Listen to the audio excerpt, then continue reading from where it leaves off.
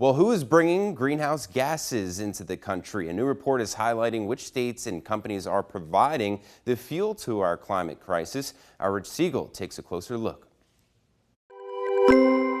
We're going to be talking about greenhouse gas emissions and where Texas ranks in this area with Michael Ash. Michael is a professor of economics and public policy at the University of Massachusetts at Amherst. Michael, first, thank you very much for being with us today. Thanks, Rich. It's a pleasure to be here. I'm glad to have the opportunity.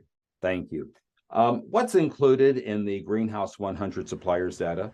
Well, the Greenhouse 100 suppliers gives us a way of looking at companies that introduce greenhouse gases into the U.S. economy. So they're not necessarily doing the burning, but they're delivering the fuels. They're importing the oil, they're mining the coal, they're refining the oil, and that introduces the fossil fuels that become greenhouse gases from our economic activity. You introduced state-level rankings on this, such as the one for Texas. Where did Texas rank? So Texas ranks first among U.S. states.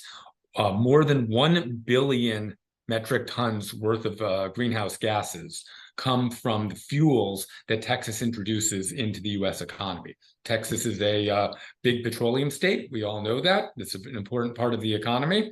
And so we can talk about what to do about that going forward. But Texas is introducing about 1 billion metric tons of greenhouse gas precursor in the form of fossil fuels. What does Texas have to do to improve on this?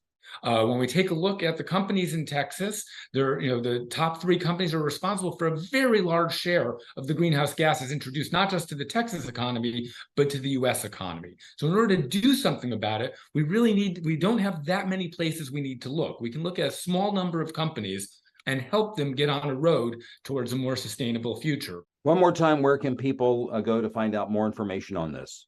So greenhouse100.org is our primary website, and we have information that breaks down the Texas, the Texas companies and facilities that introduce these gases.